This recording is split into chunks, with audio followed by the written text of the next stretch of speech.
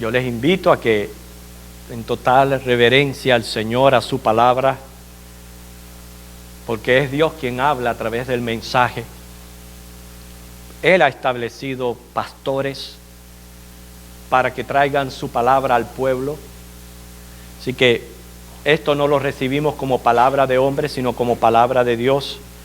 Y debemos ser reverentes a Él, y más que en el amor de Dios, Él usa su palabra para bendecir grandemente nuestras vidas. Ponga todo su interés en escuchar la palabra. No permita que cosas absurdas le desvíen su mente y su corazón. Y para eso vamos a orar, para que el Señor bendiga este momento.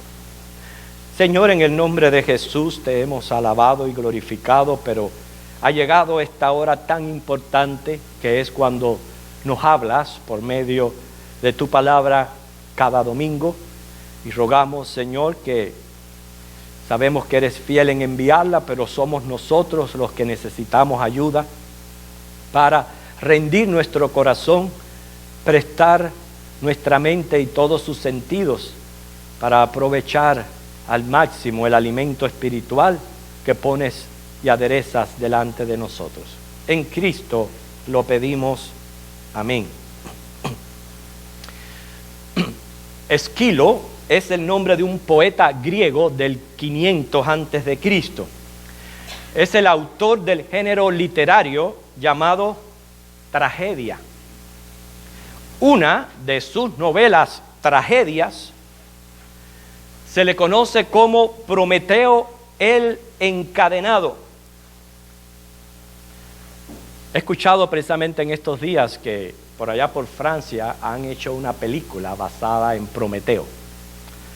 Lo que fue una novela se convirtió en un hecho mitológico después, a través de los años. Pero bueno, lo interesante del dato aquí es que el protagonista, Prometeo, es castigado por el simple hecho de haber robado una chispa de fuego del Olimpo. Su sentencia fue ser atado a una roca. Uno de los dioses teme que Prometeo rompa sus cadenas, pero su custodio, llamado Hefesto, lo tranquiliza.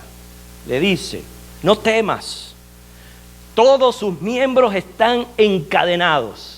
Como queriendo decir, Prometeo no tendrá poder para liberarse de sus ataduras. Su condición es deplorable y cero posibilidad de escape, porque al ser expuesto a la intemperie cada vez más va a ir perdiendo sus energías, su fuerza, su voluntad, su deseo de vivir. Como Prometeo, hay personas que se encuentran atados al pecado, al vicio, a malos hábitos, a males temperamentales. Pasa el tiempo y van perdiendo su energía, su voluntad, su espíritu de lucha, su necesidad y deseo de cambiar. Cuenta una historia verdadera de un joven en San Francisco, California, un niño criado en la iglesia prácticamente, asistiendo a las clases bíblicas, participando del grupo de jóvenes, en fin, envuelto en las actividades de la iglesia. Pasaron los años, llegó el tiempo de la adolescencia, y debido a las malas influencias y malas compañías, poco a poco comenzó a involucrarse en gangas y todo lo relativo. No tardó mucho en convertirse en un adicto a las drogas, agresivo y peligroso.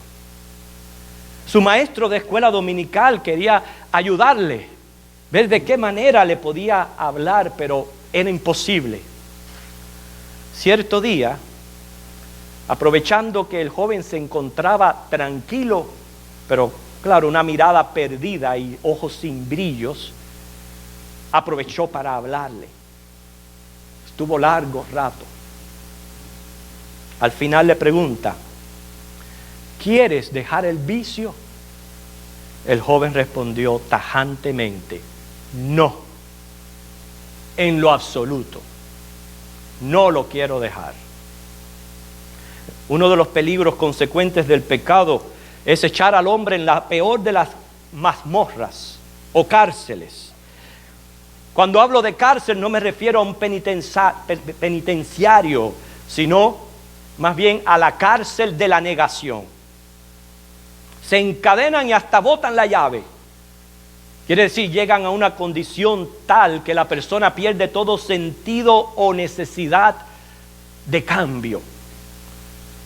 Quiere decir, una persona puede vivir toda la vida como prisionero y no necesariamente detrás de rejas. Pero la buena noticia que tenemos se encuentra en la palabra. En Juan 8:36, Jesús dijo, si el Hijo, refiriéndose a Él mismo, os libertare, seréis verdaderamente libres. No hay cadena, vicio, atadura que Jesucristo no pueda romper. No existe, no lo hay. Anteriormente, porque estamos siguiendo una serie de sermones acerca de la caída y sus efectos, expusimos el dictado de la sentencia que recibieron todos los implicados en la caída. Como todos estamos catalogados por Dios como pecadores, por tanto, muertos ante la presencia de Dios. Estuvimos viendo en este relato de Génesis cómo nos ayuda a reconocer que si Dios no interviene, toma la iniciativa y rescata al hombre, allí hubiera quedado preso del pecado, resultando imposible nuestra salvación. Mas Dios muestra su amor para con nosotros, en que siendo aún pecadores, Cristo murió por nosotros. Dice la palabra en 1 de Juan 4:19 que Él nos amó primero. Sí, estando en condición de pecadores, nos amó primero.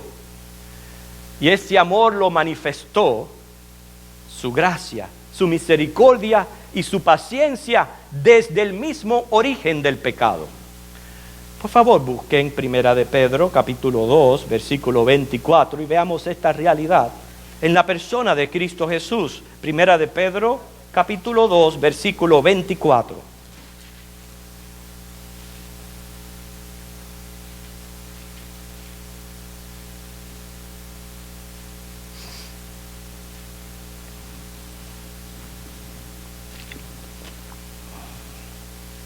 Y dice así la palabra del Señor, quien llevó Él mismo nuestros pecados en su cuerpo sobre el madero. Recuerden esa frase. Van a aprender su significado a través del mensaje. Para que nosotros, estando muertos a los pecados, vivamos a la justicia, y por cuya herida fuisteis sanado. Fíjense. Quien llevó Él mismo nuestros pecados en su cuerpo sobre el madero. Ahora vamos a nuestro texto, que es Génesis capítulo 3, los versículos 21 al 24. Génesis capítulo 3, versículos 21 al 24. Esto nos remonta a ese tiempo de que ocurrió la caída del hombre. Génesis 3, 21 al 24 dice, ¿ya lo tienen? Sigan con la vista. Y Jehová Dios hizo al hombre y a su mujer túnicas de pieles y los vistió. De eso se trató el mensaje anterior. Dice el 22, y dijo Jehová Dios, he aquí el hombre es como uno de nosotros, sabiendo el bien y el mal. Ahora pues, que no alargue su mano y tome también del árbol de la vida y coma y viva para siempre. Y lo sacó Jehová del huerto del Edén para que labrase la tierra de que fue tomado. Echó pues fuera al hombre y puso al oriente del huerto de Edén querubines y una espada encendida que se revolvía por todos lados para guardar el camino del árbol de la vida. Vamos a ver aquí cómo Dios en efectivo manifiesta su gracia, su misericordia y su paciencia. El versículo 21 trata acerca de nuestra justificación. No voy a volver a repetir todo el mensaje. Si usted está interesado, pues lo puede buscar en el internet y escucharlo.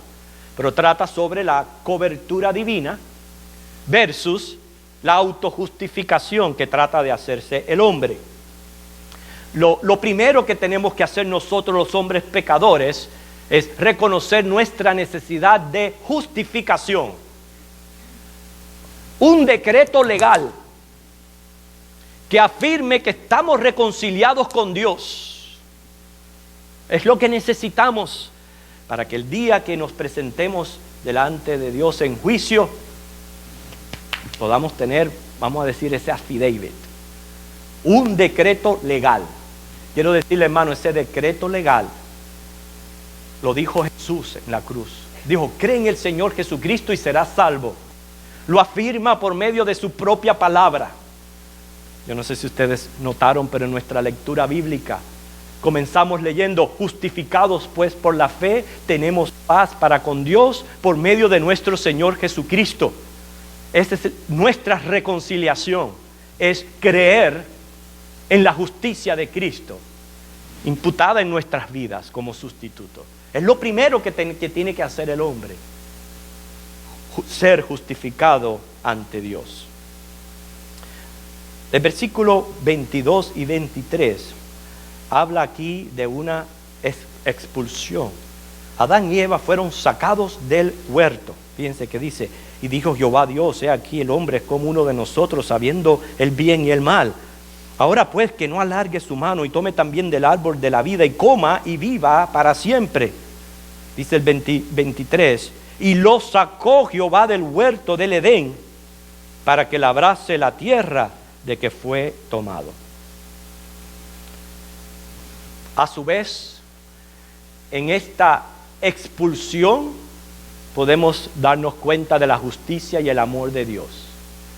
Cómo fueron expulsados por castigo y cómo fueron expulsados por misericordia. Veamos el primer punto. Según la Biblia, el castigo o la disciplina de Dios es real. No lo ande negando, porque es bíblico. Hebreos 12 del 5 al 11, compruébelo.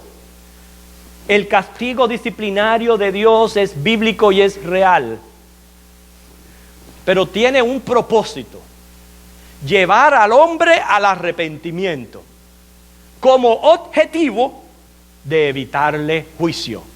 Por eso Dios castiga. ¿Usted quiere evitar el castigo divino disciplinario? Deja de desobedecerle, deja de serle infiel, y verás que vas a evitar este castigo disciplinario. Cambia esos patrones negligentes en tu vida y verás su gracia. El hombre fue sacado fuera del jardín para que con el sudor de su frente labrara la tierra. No olvidemos que eso fue uno de sus castigos. Ahora con el sudor de la frente vas a trabajar, vas a labrar, vas a comer. La tierra árida implica ese cambio de condiciones de vida consecuentes al pecado, porque el pecado trastocó la vida que Dios tenía preparada para el hombre. Y noten cómo de una manera paulatina el terreno se va volviendo cada vez más infértil, resultando difícil la sobrevivencia para todos sus habitantes. Desde que Dios sacó a Adán y a Eva del huerto o del jardín del Edén, no tardaron los tiempos difíciles de escaseces y de hambrunas en llegar. Y déjame decirte, llegaron para quedarse, porque hoy día cada vez se vuelve más difícil poner pan en la mesa. Cada vez es más difícil. Gracias a Dios, Él está preparando un hermoso paraíso celestial, donde allí sí no vamos a tener tierras áridas, ni necesidad, ni escaseces. Pero el castigo lleva al arrepentimiento. Esa expulsión no dejó de ser un castigo, pero no olvidemos, para que el hombre proceda al arrepentimiento. ¿Sabía usted que es una realidad, y esto puede ser viviente quizás en casos aquí, que han sido tragedias en la vida a la que han llevado a una persona a acercarse a Dios y a buscar de Él? ¿Cuántos han salido de sus países, han inmigrado para llegar aquí, pero para encontrar a Dios, para conocerle? Así que siempre el castigo de Dios es para llevar al arrepentimiento, para evitarte juicio. Por eso esa expulsión es un acto de justicia, es un acto disciplinario. Pero en segundo hemos dicho que es un acto misericordioso, y eso lo vemos en todo lo relacionado al árbol de la vida. Noten el versículo 24. Echó pues fuera al hombre y puso al oriente del Edén querubines y una espada escondida que se revolvía por todos lados para guardar el camino del árbol de la vida. Lo dice muy claro la Escritura. Una de las razones por las que saca al hombre es porque allí estaba el árbol de la vida. Ahora, este árbol es muy significativo, porque significa salud y vida eterna. Por eso se le llama ese nombre, árbol de la vida. Por ende, comer de su fruto era tener acceso a la salud y a la vida eterna. Es muy interesante que el árbol tiene muchos símiles. Por ejemplo, es una planta longeva, o sea que dura mucho tiempo. Se ve como los anillos en el tronco van reflejando prácticamente su edad. Así que es una planta que tiene larga vida. El verde es el color de la prosperidad, de una vida próspera. La raíz presenta firmeza, seguridad, buen fundamento, buen arraigo. Eso me habla a mí de convicción. Las hojas, sombra y frescura. Dice la Biblia que los animales descansan debajo de ellos. Eso muestra actividades, nos lleva a pensar en una vida social saludable. El fruto ya tiene que ver con resultados. Es una manifestación exterior de la salud interior. O sea, una vida personalmente saludable.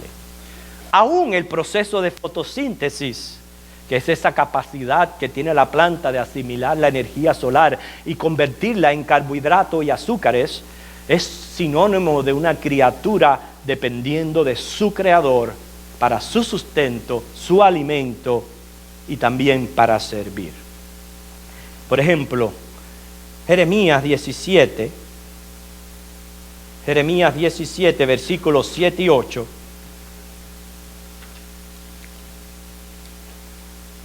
Vemos aquí cómo se refleja la vida de un hombre próspero,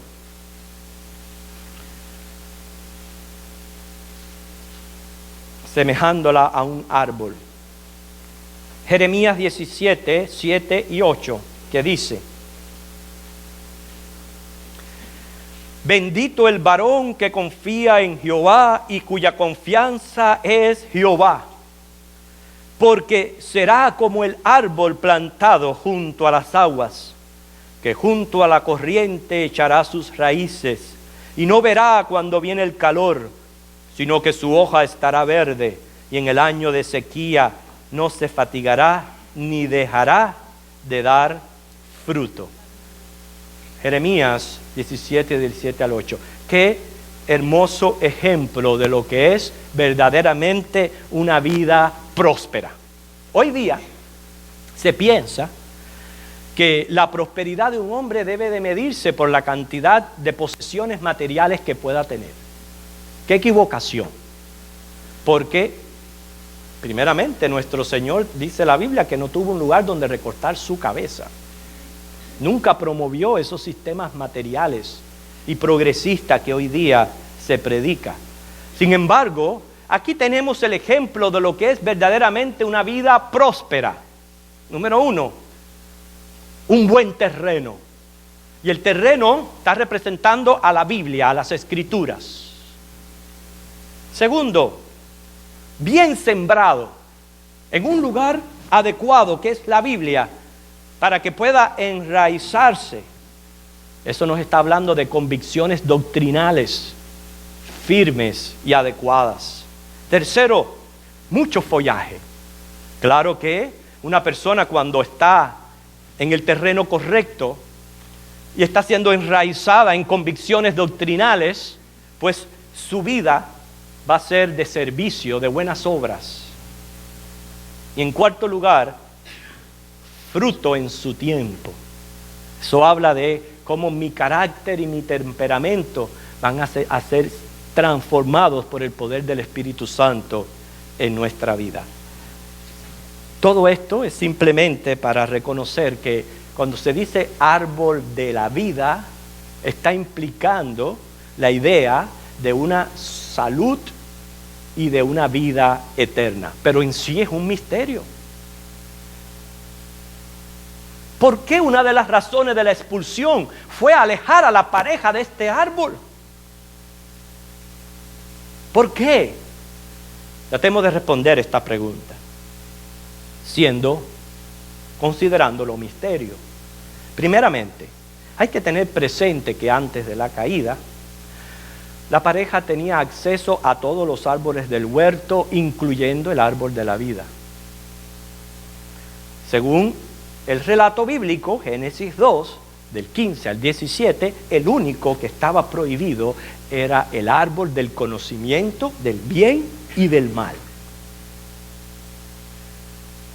¿Por qué inmediatamente que el hombre cae es expulsado del huerto y dice ahí claramente para que no alargue su mano y coja de este fruto y coma? Porque eso implicaría existir eternamente, pero separado de Dios, sin esperanza de redención. Ese fue el destino del diablo. Ese es el destino de los ángeles caídos. Para ellos no hay redención, no hay salvación. Pero para el hombre sí. Y fue por un acto de misericordia de Dios. Dios no quería que comieran de aquel árbol y entonces ya vivieran eternamente en esa condición. Y por eso representa un acto de gracia y misericordia, porque los protegió y les previno. Inclusive puso querubines y una espada encendida, dice que se revolvía por todos lados para guardar el camino del árbol de la vida. Recordemos, la expulsión del huerto, que es el tema que estamos tratando aquí. Cuando te sacan del huerto, eso es sinónimo de separación y de falta de comunión con Dios. ¿Por causa de qué? Por el pecado. Porque eso es lo que hace el pecado, separar al hombre de Dios, destituirlo de su gloria. El árbol del conocimiento del bien y del mal representaba la ley, una prueba de fe y lealtad, pero el hombre falló, el hombre desobedeció a Dios. El árbol de la vida representa el camino de una inocencia inmaculada y sus derivados, que es vida, justicia, felicidad y consolación. Al no tener acceso a este árbol, implica que la calidad de vida que Dios había tenido preparada para aquella pareja se trastocó. Fueron castigados, expulsados, pero para que procedieran al arrepentimiento. Si se quedaban en el jardín, no había necesidad de labrar la tierra con el sudor de la frente. Necesitaban ser sacados fuera para que verdaderamente se dieran cuenta de su necesidad de cambio. Escuche bien. Los juicios de Dios sobre toda la humanidad se acercan cada vez más. Se acercan cada vez más. Dice la palabra en 2 de Pedro 3:9, que Dios es paciente para con nosotros. no queriendo que ninguno perezca, sino que todos procedamos al arrepentimiento. ¿Recuerdan cuando les dije que recordaran esa frase que se encontraba en Pedro, que Cristo murió sobre el madero? ¿Entienden por qué tuvo que ser ahora un madero? La cruz, pero no una cruz hecha de un poste de cemento, no. Una cruz hecha de un madero, porque ahí está el árbol de la vida. Esa madera es traída del árbol, y el árbol es sinónimo de vida. Cristo viene a hacer ese nuevo camino que le va a permitir al hombre un cambio total y radical y eterno. Inclusive comer de este fruto que aparece como una de las 7 delicias de la Nueva Jerusalén.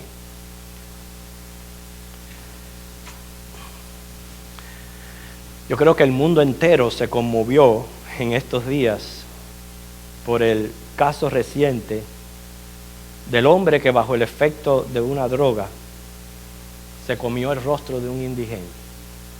¿No nos conmovió a todos? Yo creo que de todas las malas noticias que se han escuchado por largo tiempo, esa ha sido una de las más inconcebibles. Nada más que es la evidencia del efecto del pecado. Que cuando el pecado usted no le pone un hasta aquí, un pare radical y cambia, lo puede llevar cada vez más y más y más hacia la destrucción. No es nada más que eso. Por eso, nuestra única esperanza es creer en el amor de Dios.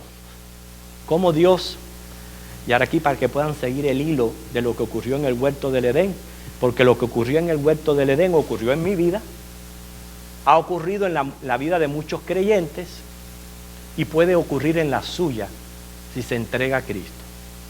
Noten cómo Dios no los deja en su miseria. Toma la iniciativa Él mismo, como diciendo, espérense un momento, esta gente se han cubierto de hojas de higuera, pero esto no es lo que los justifica. Esto no es verdaderamente lo que los cubre.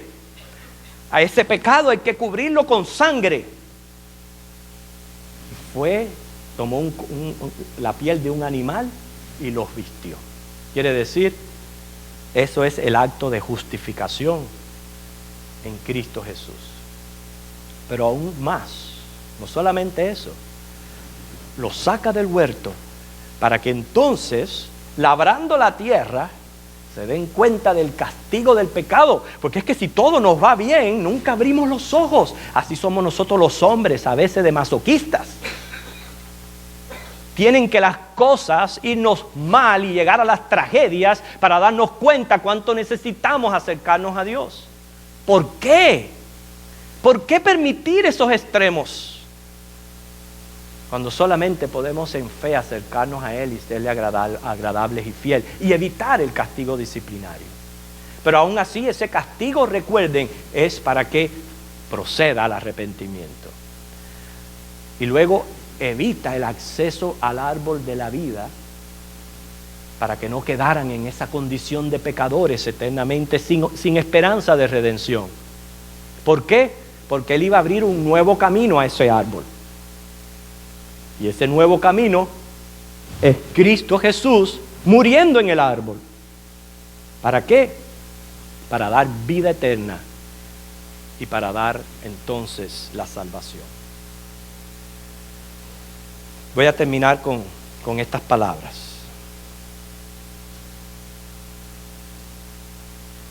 Recibir a Cristo como Señor y Salvador implica arrepentimiento y conversión. Yo no sé si usted realmente ha profundizado en lo que significa la palabra arrepentimiento. En realidad es un cambio de actitud hacia el pecado. Un cambio de actitud hacia el pecado que provoca y produce conversión. Es lo que es el arrepentimiento. O sea, convertirnos es dejar de pecar. Un viraje al curso de nuestra vida, y hay que aclarar, de 180 grados. Porque lo que hacen muchos es, con mucha disposición al principio, dan el viraje de 180 grados, pero como continúan, regresan a los 360 grados, al mismo lugar donde comenzaron, y se vuelven a la vida de pecado. Esa no es la idea. La idea es que usted, arrepentido, reconociendo que es pecador, se convierta, pero para comenzar un nuevo camino, no para volver a lo mismo. Esa es la idea. Es más, quiero ponerlo como, por ejemplo, cuando una persona cae en un lodazal, en un fango. Usted lo encontrará extraño, pero especialmente en este país, en los cowboys o los campesinos, para ellos eso es una diversión. Tirarse en un lago lodoso y enfangarse y estar cubierto de fango de punta a punta. Eso es una diversión aquí en muchos estados de este país. He aquí las diferentes personas que caen en el fango. El fango va a ser el pecado, recuerden. Hay quien cae en el fango y allí se revuelca, no le importa estar sucio, no quiere salir. ¿Okay? Yo no sé si hay alguno de aquí que esté en esas condiciones. 2, hay una persona que cae en el fango, sabe que está sucio, lo vocifera, estoy sucio, pero no hace el menor esfuerzo por salir del pantanal. Es más, aunque le extiendan la mano, ahí se queda vociferando, estoy sucio, pero se queda ahí.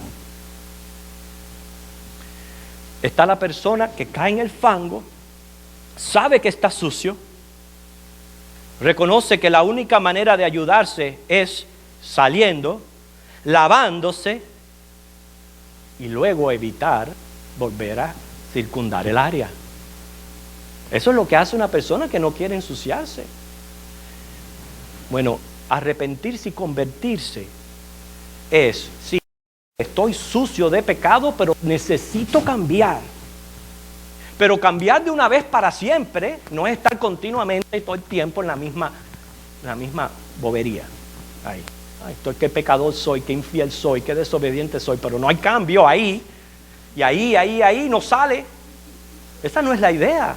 La idea es arrepentirte y convertirte, cambiar de vida. Cuando una persona quiere hacer eso en el corazón, lo primero que tenemos que reconocer es que en esto no estamos solos. Hermanos, ahí está la mano de Dios. Dice, lo acabamos de decir, si el Hijo os libertare, seréis verdaderamente libres. Dios está ahí para darte la mano, para sacarte de ese fango, de ese pecado. Ponerte sobre roca limpio, ponerte sobre una roca, sobre un nuevo comienzo. Pero usted tiene que creer y usted tiene que actuar y evitar todo aquello que la mente dicta, que te dice, esto es imposible, eso es cárcel. Pero el Señor te puede cambiar y te puede liberar. Hay alguien aquí que el Señor ha venido hablando a su corazón.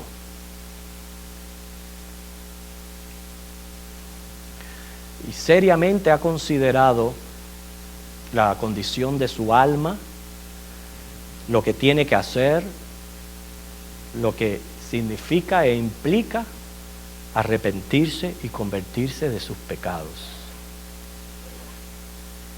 Esa persona, cuando cree y recibe a Cristo, el Señor le salva, lo traslada del reino de las tinieblas al reino de su luz admirable. Lo hace parte de su ciudadanía y le abre ese camino, ese acceso a la ciudad santa.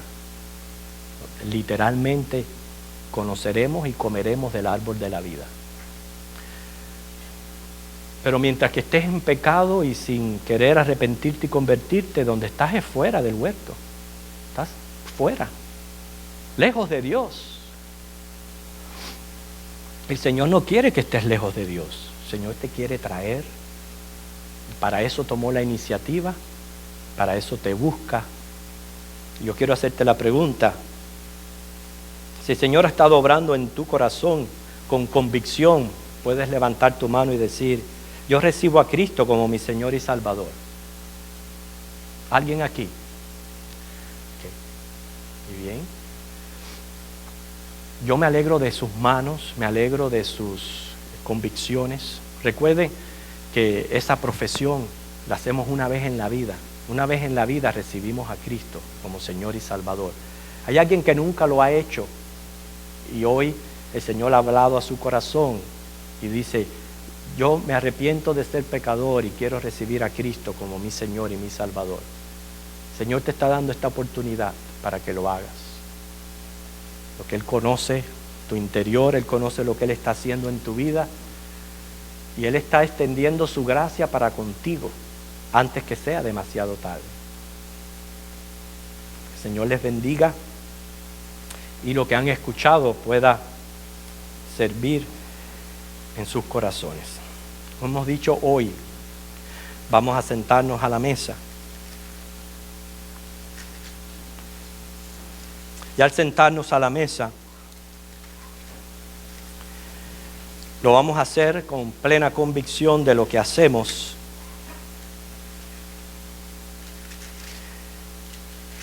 Todos somos llamados a ser nuestros propios jueces.